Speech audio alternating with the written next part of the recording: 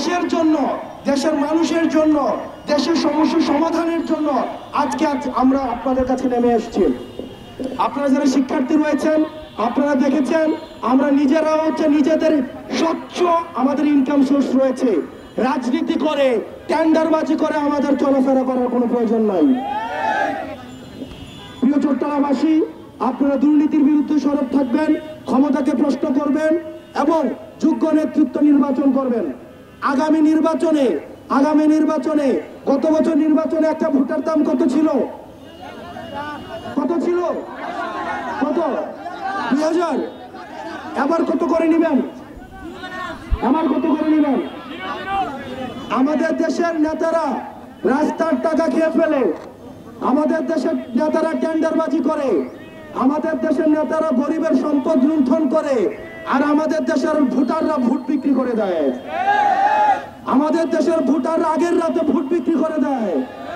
আপনার যোগ্য নেতৃত্ব নির্বাচনের পূর্বে আগে নিজে যোগ্য ভোটার হওয়া উচিত। আমরা কি 1000 টাকা দিয়ে আর ভোটটা বিক্রি করব? আমরা কি টাকার বিনিময়ে ভোটটা বিক্রি করব? আপনারা এখানে যারা শিক্ষার্থী রয়েছেন, আপনার বাবা, আপনার মা, আপনার পরিবারের দায়িত্ব যিনি রয়েছেন, উনি যদি ভোট বিক্রি করতে চায়, ওনাকে আপনারা প্রতিবাদ করুন। ওনাকে বলেন, আপনি আজকে 1000 টাকা দিয়ে ভোটটা বিক্রি করছেন, টাকার কাছে ভোটটা বিক্রি করে দিচ্ছেন, 5 বছর ওই নেতা আপনাকে নির্যাতন করবে। সেজন্য একজন যোগ্য নেতৃত্ব খোঁজার থেকে একজন যোগ্য ভোটার হওয়া আমাদের প্রথম প্রয়োজন।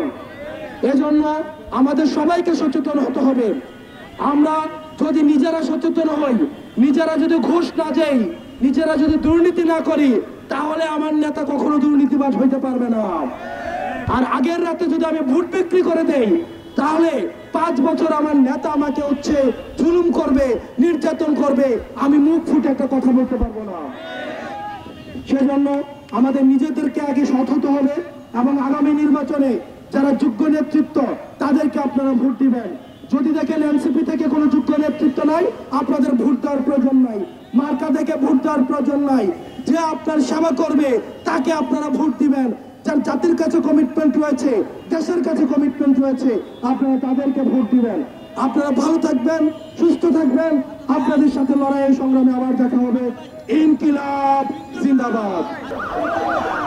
এই চকবাজার হচ্ছে আমাদের স্বপ্ন। আমরা এখানে নিয়ে আসি। এখানে যে বাচ্চাদের, মেয়েদের পিছনে যেটা ব্যাগ আছে, এই ব্যাগটা হচ্ছে একটা স্বপ্নের ব্যাগ। এখানে চট্টগ্রামের বিভিন্ন জায়গা থেকে এই যে প্রতিষ্ঠানে এখানে বাচ্চারা, স্কুল কলেজ পড়ুয়া বাচ্চারা এই স্বপ্নের ব্যাগটা নিয়ে আসে এখানে, এবং কারো কারো এই স্বপ্নটা পূরণ হয়। এই স্বপ্নটা কি? একটা দেশ গড়ার। এই স্বপ্নটা হচ্ছে একটা দুর্নীতিমুক্ত বাংলাদেশ গড়ার। আমি আমার বাচ্চাদেরকে শিখাতাম কিভাবে নিজের বাবার কামাইকে প্রথম প্রশ্ন করতে হয়, নিজের পিতার। আপনি আপনার ঘর থেকে শুরু করতে হবে দুর্নীতি বিরোধী অভিযান। আপনার বাপ সরকারি চাকরি করে 40,000 টাকা বেতন পায়, কিন্তু আপনার ফ্ল্যাট ভাড়া দেয় 25,000 টাকা, আপনাকে আইফোন কিনে দেয় 1.5 লাখ টাকা। তার মানে আপনি যদি আপনার বাবার ইনকামকে প্রশ্ন করতে না পারেন, তাহলে আপনার যথাযথ শিক্ষা কোনো পর্যন্ত হচ্ছে না। আমাদের দুর্নীতি বিরোধী অভিযান শুরু হবে আমার পরিবার থেকে। আমার দুর্নীতি বিরোধী অভিযান, আমার প্রথমে প্রশ্ন করতে হবে আমার বাবার ইনকাম স্বচ্ছতা। আমার বাবার ইনকামের স্বচ্ছতাকে যদি আমার প্রশ্ন করার সৎ সাহস থাকে, তাহলে আমি রাষ্ট্র ক্ষমতায় যারা আছে তাদেরকে আমরা প্রশ্ন করার সৎ সাহস আমরা অর্জন করতে পারবো। এখানে প্রিয় শিক্ষার্থীরা যারা যারা আছো, তোমরা চট্টগ্রামের বিভিন্ন অঞ্চল থেকে এখানে পড়াশোনা করতে আসো। আমরা তোমাদেরকে শুধুমাত্র একটা কথাই বলবো, স্বপ্নটাকে অনেক বড় করতে হবে, অনেক বড়, এবং ক্ষমতাকে প্রশ্ন করা শিখতে হবে। ক্ষমতাকে যদি প্রশ্ন করতে না পারে শিক্ষা অর্জন করা যায়, দিন শেষে মাস গেলে একটা বেতনভুক্ত কর্মচারী ছাড়া, চোখ বন্ধ করে একটা বেতনভুক্ত কর্মচারী ছাড়া জীবনে আর কিছুই হওয়া সম্ভব না। প্রিয় শিক্ষার্থীরা, তোমরা চেষ্টা করবা যতটা সম্ভব আমাদের আশেপাশের যে মানুষগুলো আছে তাদের সম্পর্কে আমরা নিজেদের মধ্যেও আমরা যেন দুর্নীতি, সামাজিক যে সমস্যাগুলো রয়েছে এই সমস্যাগুলো নিজেদের মধ্যে নিয়ে আমাদের কথা বলার চেষ্টা করা উচিত। বিতর্ক, রিসার্চ পেপার, নিজেদের মধ্যে ডিসকাশন, এই বিষয়গুলো আমাদের মধ্যে অব্যাহত রাখতে হবে। সর্বশেষ এই জায়গাটা আন্দোলনের সময় কিছুক্ষণ আগে বলছিল, আন্দোলনের সময় যে হাত ছিল এই চকবাজার। আপনাদের কাছে অনুরোধ থাকবে, আমরা আমাদের এই দেশটাকে আর কখনোই কোনো ফেসিবাদের হাতে আর তুলে দিতে পারবো না।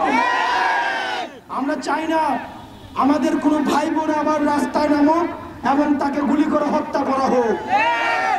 আমরা চাই আমাদের দেশের রাজনীতিতে যুক্ত হবে তাসনিম জারার মতো যারা হচ্ছে শিক্ষিত, যারা হচ্ছে মার্জিত, যাদের ভবিষ্যৎ বাংলাদেশ গড়ার কমিটমেন্ট রয়েছে। রাজনীতিকে যারা পেশা বানিয়েছে তাদের রাজনীতি করার কোনো প্রয়োজন নাই। রাজনীতি কোনো প্রাপ্তির জায়গা না, রাজনীতি হচ্ছে দেওয়ার জায়গা। আমরা তরুণ প্রজন্মের আপনারা যারা আছেন, আমরা চাই আপনারা তাসনিম জারা হয়ে উঠবেন। তাসনিম জারা যেভাবে দেশকে, আমরা আগে তো রচনা লিখতাম এম ইন লাইফ, যে আমরা ডাক্তার হব, অনেক বড় ডাক্তার হব, ডাক্তার হওয়ার পরে আমরা গ্রামে গিয়ে হচ্ছে কি করবো, চিকিৎসা দিব। কিন্তু আমরা একজন ডাক্তারকেও পাই নাই যে ডাক্তার হয়ে গিয়ে নিজ গ্রামে ফ্রিতে চিকিৎসা দিয়েছে। কিন্তু আমরা জারা আপাকে দেখতে পাচ্ছি, উনি বিদেশে পড়াশোনা করে আসছেন, দেশের টাকায় উনি ডাক্তার হয়েছেন, আমার দেশের মানুষের সেবা করার জন্য আসছেন। উনি পারতেন না 2-3 হাজার টাকা ভিজিট নিয়ে উনি হচ্ছেন ফি নিয়ে উনি চিকিৎসা করতেন, উনি ইনকাম করতে পারতেন না।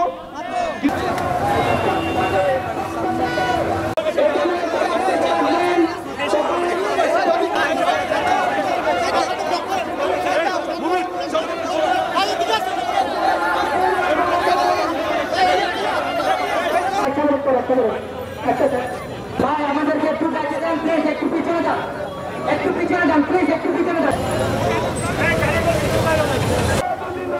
হাসান ভাইয়ের পক্ষ থেকে শুভেচ্ছা, হাসান ভাইয়ের পক্ষ থেকে